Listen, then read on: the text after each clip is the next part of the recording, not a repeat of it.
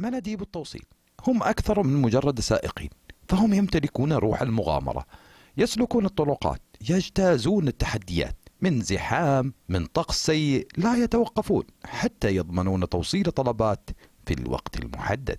كنت أشتغل لين الساعة 2 وأطلع من عملي أريح لين صلاة العصر. وقت الفراغ حقي أشتغل فيه. أصبحت وظيفة مندوب التوصيل في المملكة فرصة مثيرة لتحقيق دخل مادي جيد وتحسين مستوى المعيشة. فيها مردود مادي مناسب يعني اللي يستمر فيها دخل حلو. تقريبا دخل 6000، هذا أقل شغل، يعني 6000 ليرة في الشهر. إذا اشتغلت يعني من الصباح إلى المساء أنا أتوقع 9000 إلى 10 سهلة. هناك فرص وظيفية كبيرة، المناديب واحدة من هذه الفرص اللي حريصين احنا على توطينها ودعمها في التوطين. هناك مبادرات مع صندوق تنمية الموارد البشرية مع الخطة الوطنية للتوظيف لدعم أبنائنا وبناتنا في مدن المملكة المختلفة.